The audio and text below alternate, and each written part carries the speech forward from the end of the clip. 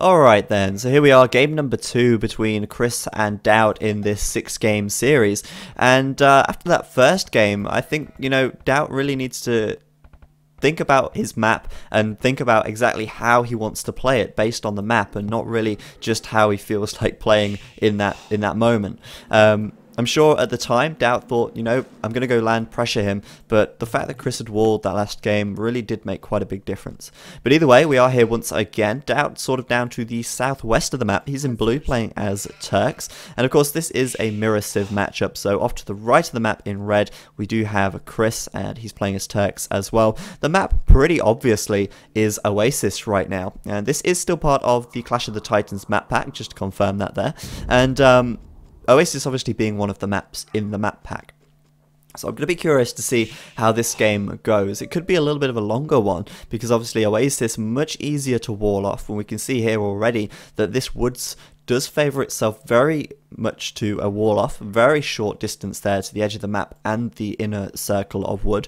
Not to mention the fact that Daut has an easy wall here as well if he so desires. So both these guys going to have a very easy wall off, and I think if Chris does wall, he will wall at this section because his gold is very close to the front of his map. So certainly probably going to do it over that area there. And if Daut was to wall, he could wall here, save himself some villager time walking all the way over, and wall this side off. Of course, the back side, again, going to be fairly easy for Chris to wall if he wanted to, and Daut as well, but oftentimes in Oasis, one player will only wall the front because they can be pretty sure for the time being that no units are going to be coming around the back. It takes quite a while for them to travel around the wood, of course. So I'm hoping we're going to have a pretty interesting game here, and I'm going to speed things up slightly. I would be a little bit surprised if we see any Dark Age rushing, any militia play, though Chris is adding in a 4th villager to wood right now, which usually can indicate a rush is incoming. Obviously Daut here with just a 3 on wood does mean he'll be taking his first boar slightly earlier. But again, I would be a little bit surprised if one of them does make a drush, because it is a very easy wall off, and I think drushing is very risky, a very risky thing to do if you know your opponent's going to be walled, and you can just completely negate the drush at that stage. So I would be a little bit surprised if either of them does that. Obviously the 4th villager on wood here doesn't necessarily mean it will be a drush, just that it potentially could be. Either way, I'm pretty sure Daut won't be doing that right now, as he has only the 3, and somehow he's managed to miss these 2 sheep on front of his base. I have no idea how he's missed that, but 2 sheep right there just waiting to be collected that haven't been found yet. And for the time being, as I said, going to keep things on that medium 75% speed, because Dark Age is pretty much the same on these kind of maps. We're not really going to see anything out of the ordinary, but of course the Dark Age is where you set up your economy for the remainder of the game. Looks like, I've got a feeling, they're both going to be aiming to do a bit of a fast castle here. I kind of think that that's going to be the case just because of such an easy wall, and we can already see that Chris sending those extra villagers to wood right now, starting to seed those farms nice and early, and that does mean that he's going to get a little bit of extra food. He could even push these deer in towards his TC. He has got his scout available to do that, and you know what, he could even try and be a little bit of a nuisance here, slow Daut's walling down. He's like, don't worry, I'm not laming, not going to kill you. And this is a friendly series of games, so Chris obviously not going to be a lame person there and actually just lame him. But for now, curiously enough, Daut getting that. Wait, where? Hang on a minute. His scout's over here. That deer literally just ran towards his TC. That was pretty nice of Chris just to push those over there a little bit. He could have picked up another 2 there. But that deer patch very close to his mill, very close to his berries, so Daut going to capitalise on that, and I think we are going to see fast castles from both of them. 26 population for Daut right now, 26 for Chris, and farms being added, so very expected sort of stuff from these guys here. And also, Chris does know that Daut is walling this off. He also can see that Chris is taking these deer, and that may influence his decision a little bit. He may decide to lure his deer, or he could just decide to lure these deer away from Daut. That would be quite amusing, but eventually they would run back, and it's a little bit of waste of micro time for him anyway. Bear with me one moment, a second. There we go. So yeah, for now, just fast castling. But of course, Turks do have the potential as well to go for a fast Imperial if they wanted to. And I think if one of them did go for Fast Imperial, it would be a little bit risky because, especially Chris, he's not walled at all. Daut, if he walls behind this, could do it. But with Turks, Fast Imperial can be a pretty damn strong strategy to go for. Of course, with the free gunpowder that they get, when they go up to the Imperial Age, they can instantly make hand cannoneer, they can make bombard cannons, and with the gold gathering bonus as well, they can very easily get up to the 800 gold they need for the Imperial Age research. So, kind of going Terror style, going 1 TC Fast Imperial, could work out, and especially as Turks, can be very efficient as well. Chris then up to the Castle Age, Daut as well, and look at the difference at the top there. Very, very close indeed. Daut, I think, slightly further ahead. And I'm going to be interested to see what they get up to once they reach the Castle Age. And the reason I say at the start of this game it could be a little bit of a long one is because obviously it's an easy wall. Both of them going to be fast castling, and we are going to see Castle Age onwards sort of military play. So expected stuff. Going to be curious to see what upgrades they get. And you know, one thing that would be really awesome with this spectator mode, obviously this isn't spectator mode, this is average replay, but if spectator mode could show you the researches that are left in the lumber camp and obviously the mill, all the blacksmith upgrades, it would be cool if you could see what upgrades they haven't done yet, so you could actually make a call on what they've upgraded and what they haven't. I don't know if that's possible, but it would certainly be an awesome thing to see. Both of them having a little bit of a micro wall there on the scouts, of course both of them getting light cavalry instantly. A big perk of the Turks, of course, having the free light cavalry and hussar upgrade. A really actually useful thing to have, because obviously Turks have terrible trash. The trash of the Turks is really bad. Obviously unable to upgrade their spearmen, unable to upgrade their skirmisher. And with being such a heavy gold intensive civilization, with obviously knights, camels, janissaries, hand cannoneer, bombard cannons, all really gold intensive units. The Turks having that free upgrade to hussar is a really sort of good boost to them, I think, and they're able to spam them in a little bit later on as well. So we're seeing some camels and some knights from Chris right now. Curious to see what Daut does here. He has stuck up a monastery, so we are going to see monks in action, which is always cool. And I think really Daut just going to play a little bit defensively here, get these monks out, start converting anything that starts bashing on his walls, and just play the defender's game for now. And I think in this situation could work out pretty well, but we can see that second and third TC down for him, so we're not going to see a fast Imperial, that's certainly not going to be the case, but for now, walling up behind this, happy to sit and boom for the time being, and he will be able to push Chris away very easily if he gets a few conversions here, and you can see Chris not going to want to hang around. That conversion happened so quickly, and a lot of resources lost there for Chris. He is coming forwards though with a couple of villagers, and maybe we'll see a forward siege workshop. Chris then in the last game looking like he wanted to play it really aggressively, and we can see the third TC from him also indicative of a no fast Imperial, but Chris just moving these villagers out the way, so Daut didn't see that, of course. But I think Chris, oh no, okay, I thought he was actually going to try and play really aggressive, put a forward siege workshop down, but for now, going to wall this up with those villagers, and Daut just going to push out with his lone monk, and you know what, if he converts that camel, it'll probably get converted straight back, but if it wasn't for the monk of Chris, he could probably turn this battle right around if he got another conversion.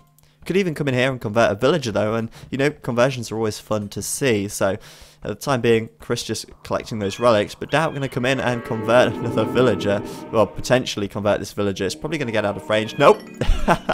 Go on, Daut. Attack that villager with your villager. Do it. Stop him from walling up, and yeah, there we go. Daut going to do that, and I think Chris then sending these units all the way around the back, and as I said at the start of this game, it's very unusual for players to actually wall the back of their base up, but of course Daut with 3 TC is going to be pretty safe there. Kind of funny that he did decide to attack that villager and just be a bit of a nuisance, and I absolutely love monks, they're a really great unit. Seems like though Chris is creating more, another 2 monks right there, and Daut would rather kill the villager than let it be reconverted. FU, says Chris, and quite rightly so, kind of lame, but Daut is just going to keep coming in here. I think he's going to keep trying to convert. I'd be surprised if he manages to get this one though. It will be able to move out of range very easily indeed. So for now then, really not a lot, it's just basically booming and a little bit of monks. A 4th TC for Daut, that's interesting, that's really going to help him out in the later game. And Chris at the moment still only on the 3, so Interesting that Daut does put that third or fourth even TC down, and could actually really help him out later on. Let's see how the rest of this game is going to go. I'm going to put things back onto 75% speed for now. And Chris now moving in with a couple of monks. Let's see what he's able to do. Upgrades, these monks I don't think have any upgrades right now. Certainly no sanctity for the extra monk hit points. And there's the siege workshop on the front for Chris. Going to get a conversion on the monk, but Daut again deleting it to prevent him from getting the conversion. And monastery on the front for Chris. It looks like he's going to go all out into monks, siege, and knights. A pretty interesting strategy, one that can really catch your opponent off guard. And let's see actually what Chris managed to do here. Looking to get some conversions on those villagers, but it looks like going to be sinking a lot of resources into this. Daut seemingly with a much bigger boom. He's got 73 population. Compare that to Chris's 60. Clearly Daut ahead in terms of villagers right now. And for now as well, Chris looking to get very aggressive. So I'm going to like this style of play from him. Monks, mangonels, and a few knights and camels to top it off. Should be pretty fun. Daut going to let himself get converted here, I think. Pretty messy from him. Free monk for Chris, and a stable on the front for Chris as well. So good play by him, good style. And you know what?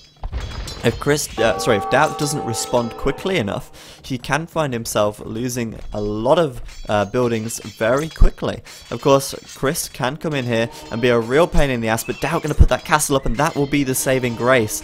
That castle right there for Daut, going to make all the difference. He may lose a couple of villagers, but if that castle goes up, these monks going to be useless, not going to be able to get in here. This mangonel going to be useless, not going to be able to get in. And Daut pulling everything to get this castle up right now. And it's so important that he does. Mangonel going to make things a little bit trickier. But Daut going to just put all his villagers onto this, because that castle, when it goes up, will secure him this area. And of course, with a much bigger economy right now, going to be in a great position if he can defend this section of the map. There's the castle. It's done. And Chris now, all of these resources, all these monks, not so much wasted, but certainly going to be pretty ineffective for the time being. Daut securing his map quite nicely, and probably going to be clicking up to the Imperial Age in just a few moments' time.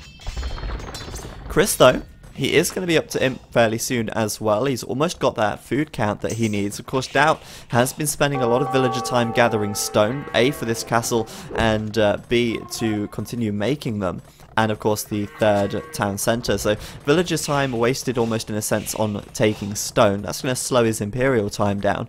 And Chris may actually click up first, which is kind of interesting. You almost wouldn't expect that.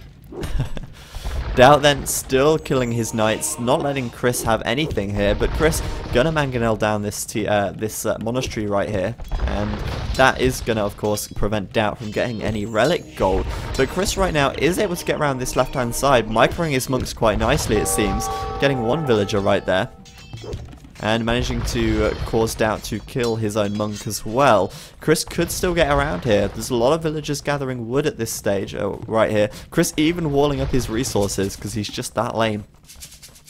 Gonna try then, get in here, take out what he can. But Chris now is gonna have to go up against the Janissaries of Daut. And Janissaries, they do pack a bit of a punch. 17 attack, that's no small number. And of course 8 range, which does mean that they will be able to kill the monks very quickly. They are a good counter to monks. Obviously monks with just an extra 1 range there don't really have the time to get into range before the Janissaries do the damage. So a really good choice for Daut.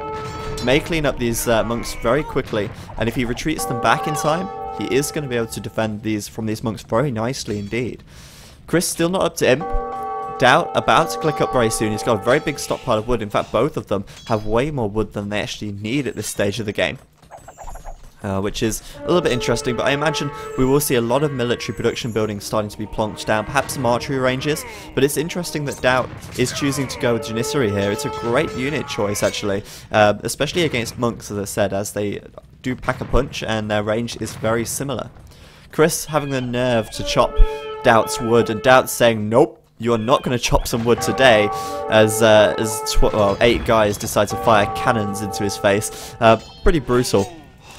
Chris, though, does look like he's kind of losing the, not edge, but the push that he had. No more military coming in from him, and he is instead clicking up to the Imperial Age, where he's going to be met by Daut in pretty much exactly the same time. At this stage, Daut, though, does seem to have a little bit of a lead right here, seeding more farms at the back, and it's always a good idea to have plenty of food income, as the Turks, of course, going to be wanting to make those Janissaries, but also having that food to fall back on to make Hussars is a really great choice and a good thing to have in the bank. So starting to store up that food, and not to mention, of course, all the upgrades that they're going to be required to make as well. Turks, not a cheap civilization at all.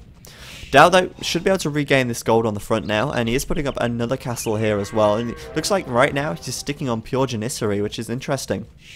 I'll be curious to see what Chris's answer to this is going to be. Of course, he could go Janissary as well, but he can't just go Janissary, otherwise neither of them really going to have a big edge right here. They are going to have to add extras in, and I'll be curious to see what those extras are going to be. Of course, Mangonels on are just not really so great, as they do get outranged, well, kind of pretty much outranged. I mean, Janissaries with such a high range here, they can move in, take a shot and move back before the Mangonel can even make a shot. So Mangonel is not such a great decision, but looks like Chris gonna get these walls up and this castle up in time. Gonna lose a villager. But Daut gonna move back, and of course Janissaries here really do die very quickly to castles and arrow fire, so they are going to have to be a little bit careful of strategic castle placement there. And with this map being so closed, we could see quite a stalemate battle in this center area. Chris is now up to the castle age. Daut aggressively taking gold on the front, but what I'm interested in right here is that Chris walling up at the back here as well, and that does mean he's going to take a little bit more map control, going to know when Daut is passing through this back area, and that's a really big deal. Of course, if Chris knows Daut's coming back here, he's going to have more time to prepare, and that, at the end of the day, could make a difference between winning and losing. So Daut coming forwards, going to be curious to see exactly what he's going to do here. He can almost afford yet another castle. Trebuchet is coming out, and we're seeing upgrades, I think defensive upgrades on the Janissaries there, plus 2 defense. Of course, you can't upgrade their attack, as well, unless you upgrade them to elite Janissary, as otherwise they'd just be ridiculously strong.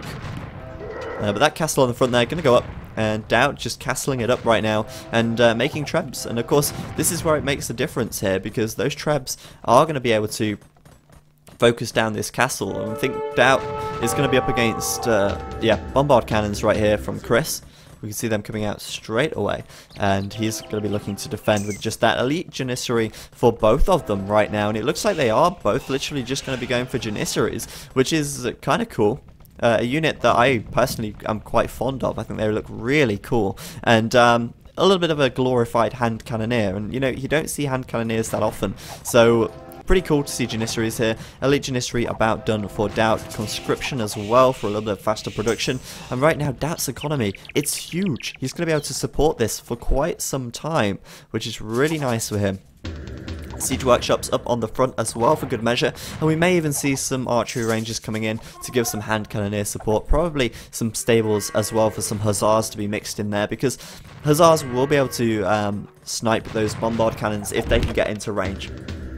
So of course bombard cannons 12 range as opposed to the 16 of the trebuchet, so bombard cannons going to have to get quite close to start taking the trebs out, and they do really pack quite a punch. But Daut here starting to focus down that castle already, has got a hill advantage as well, so it will go down that bit faster. And Daut's looking like he's got Chris in a very defensive position, having to move these Janissaries around quite a lot. Got to be very careful though, as they are quite squishy and they will go down very quickly indeed. And of course 22 attack on those guys with 50 HP, which is quite a lot. And not to mention as well, he has now got the defensive upgrades for those. Both of them looking pretty up even on their upgrades at this stage. This castle will go down for Chris though, and that's quite a big deal. A couple of siege workshops here on the front, and this is really the front of his base as well. So once this goes down, like now, Daut will be able to start making a little push in. He's adding in those extra bombard cannons of his own, and right now adding in stables for those hussars as well. Ballistics being researched, such an important research in this situation. And Daut as well, with a little bit of nice micro here, able to snipe some bombard cannons, it seems, without losing any of his own at this stage. There's 3 down. Those Janissaries getting in there to micro nicely against them. And Daut does have the numbers right here. Chris really seemingly not able to get enough elite Janissaries out, and he says GG already. And that was really anticlimactic in a sense.